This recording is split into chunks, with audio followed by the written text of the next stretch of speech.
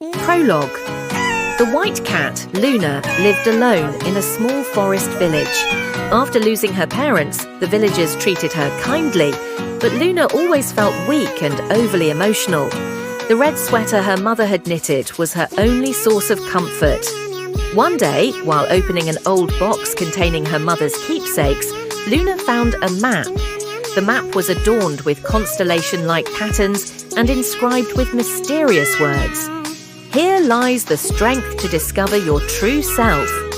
Drawn to these words, Luna decided to embark on a journey to find the place marked on the map. She vowed to no longer remain a crybaby and wanted to change herself.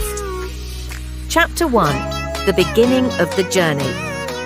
Wearing her red sweater, Luna left the village and stepped into her first destination, the deep forest. Surrounded by densely packed trees, she felt her anxiety grow on her first solo journey. Suddenly, she heard a faint crying sound. Following the noise, she found a small yellow bird tangled in some branches and unable to move. "Help me! I can't get out of here!" the bird cried. Summoning her courage, Luna freed the bird. The bird, now safe, smiled brightly and said, "Thank you. I'm Pico." "Wow, you're traveling through this forest all on your own. That's amazing." Luna explained her adventure to Pico, and Pico exclaimed, "That sounds so exciting. Let me join you." He eagerly volunteered to be her guide. Chapter 2. The First Trial. Luna and Pico ventured further into the forest but soon became lost. Even with the map, they couldn't figure out where to go. Luna began to panic and eventually broke down in tears. "I can't do this anymore. I'm just not cut out for adventures." After a brief silence, Pico spoke in a gentle, cheerful voice. "It's okay to cry, but once you're done, let's think about how to move forward." Encouraged by Pico's words, Luna stared at the map again. At that moment, she heard small footsteps. Looking up, she saw a mouse staring at her intently. "Why are you so lost?" the mouse asked. When Luna explained her situation, the mouse smirked and said, "If it's forest paths you're worried about, leave it to me. I'm Moko. Around here, I'm famous for never getting lost." And so Moko joined their journey, and the three worked together to find a way out of the forest. Chapter 3. Star Lake. Having escaped the forest, Luna and her friends arrived at their next destination, Star Lake. The lake's surface reflected the starry night sky, creating an enchanting view. Moko said, "They say this lake holds special power. Maybe you'll find something important here." As Luna gazed into the water, constellation patterns began to appear on the surface, revealing a new path.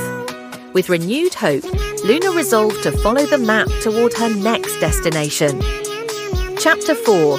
The Misty Gorge and the Shadow Wolf. At Star Lake, the map revealed a new path that led them to the Misty Gorge, a valley shrouded in thick fog that made it impossible to see the ground. "This fog is too thick. We can't see anything," Pico said anxiously. "Don't worry, leave it to me," Moko said, as he used his small frame to carefully navigate the ground. Slowly but surely, the three of them ventured deeper into the gorge. Suddenly, a low growl echoed through the mist, and they all froze. "What was that sound?" Luna asked in a trembling voice. Emerging from the fog was a massive grey wolf with sharp eyes and bared teeth. It glared at them menacingly, ready to attack. Overcoming fear, faced with the wolf's overwhelming presence, Luna's legs froze in fear. She wanted to run away, but there was no path behind her. Pico flew into the air and shouted at the wolf, "Leave us alone! Don't hurt us!" Moko, summoning all his courage, threw small rocks at the wolf to try to distract it, but the wolf didn't budge. Tears streamed down Luna's face as she clutched the map tightly. "What should I do? But if I don't act, my friends..." At that moment, Luna noticed the constellation patterns on the map and realized they matched the moonlight filtering into the gorge. She trembled as she held up the map, directing the reflected moonlight into the wolf's eyes, temporarily blinding it. While the wolf staggered, Pico and Moko shouted loudly to scare it further. The wolf hesitated, then retreated into the mist. Together with friends. After the wolf disappeared, Luna collapsed to the ground. I was so scared, but I wanted to protect everyone. Pico perched on her shoulder and gently said, "Being scared isn't a bad thing. Deciding to move forward despite it makes you incredible," Moko added with a smile. That light trick was brilliant. Though still crying, Luna felt a small but growing sense of courage within her. Chapter 5: The Secret of Star Valley. Having escaped the misty gorge, Luna and her friends finally arrived at the map's final destination, Star Valley. The valley glowed with countless stars, creating a breathtaking sight. At the center stood a large stone monument. Luna noticed that it bore the same pattern as her red sweater. When she touched it, a warm light spread outward. As Luna read the inscription on the monument, she realized it was a message from her parents. "Luna, shedding tears doesn't mean you're weak.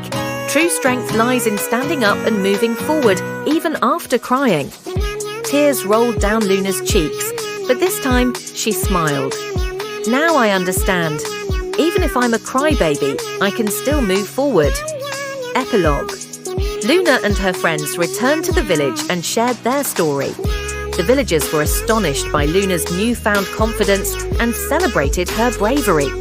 Her red sweater became a symbol of her journey and growth, and her tale was passed down for generations.